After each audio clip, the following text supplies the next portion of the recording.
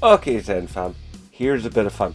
Primarily for my YouTube chums out there, but you out there in the Zen fam could also get happy tappy down in that comment section.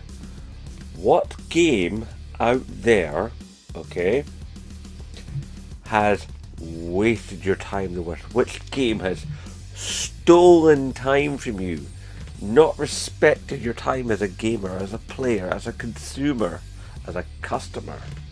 What game has basically just taken a chunk of your life and not given back a satisfying experience?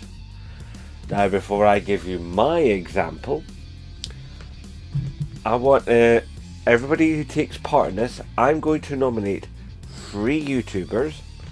Those 3 YouTubers are going to nominate 3 YouTubers, and hopefully the 3 YouTubers that I nominate and the 3 YouTubers they nominate, and so and so and so and so and so, will take part. And hopefully we get a whole bunch of reaction videos of games that stole your precious, precious time. Because that's what we gamers have. We just have our precious time. And there's nothing that stinks more than a game that wastes our time. We want rewarding experiences. We want fun. We don't want to be sitting there going, well, that was a waste of my time. I could have been playing something better. In my experience, the thing that I could have been playing that could have been so much better. Arkham Knights. Oh dear God. Let me tell you something.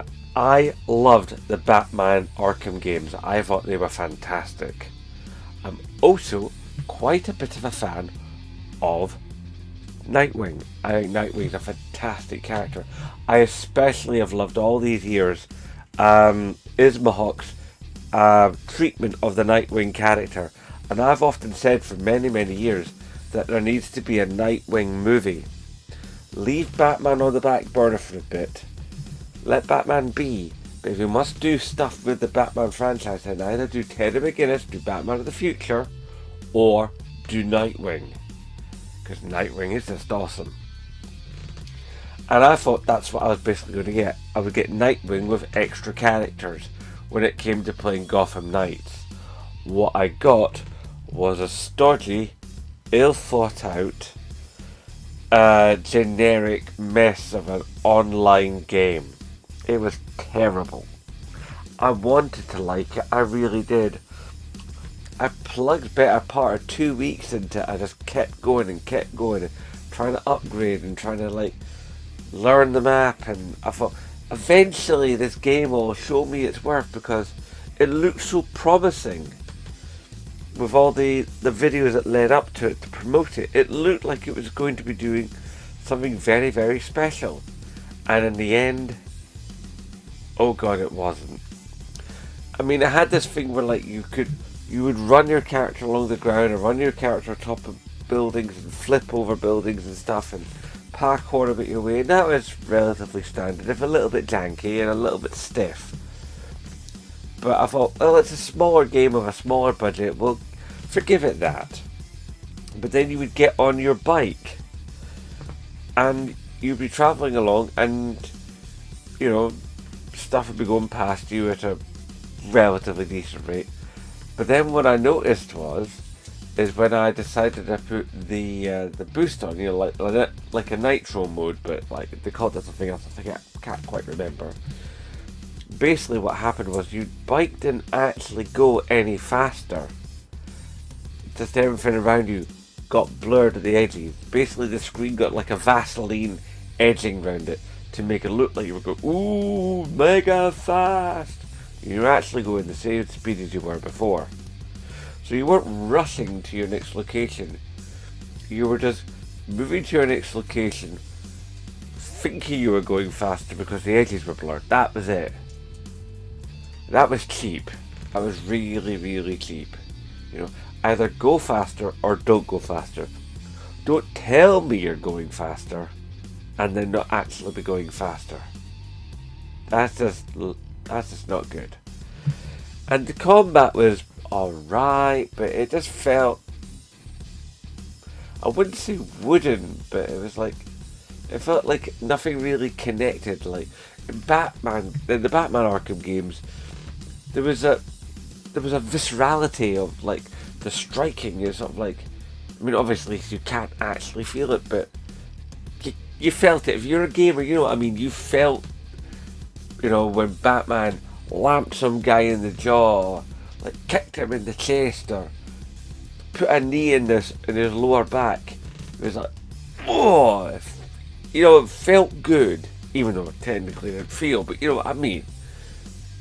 Whilst with Arkham Knights, it's sort of like, I'm battering the absolute hell out of guys, and it just felt like going through the motions. And then sometimes you'd be like, the hitboxes wouldn't work because like you'd be swinging your staff about and hitting guys, or getting out the taunt thing, getting it laldy, and it was just like meh. And a lot of it was repetitive, and there was things to find, and they're like, sometimes they were just not there, or you couldn't interact with them. The game was just a broken, buggy mess. It needed more time in the oven, that's for certain. But even if it had that more time in the oven, the fact of the matter was, the story just bust me up too much.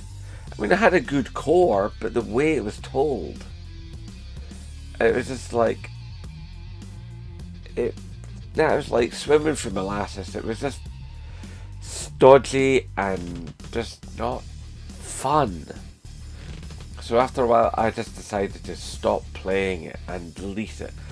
Thank the Lord I got it through PlayStation Plus, because if I'd actually spent actual proper money on that, I think I would have very much been angry at myself for that particular purchase. Which, thank the gaming gods above, that I did not make.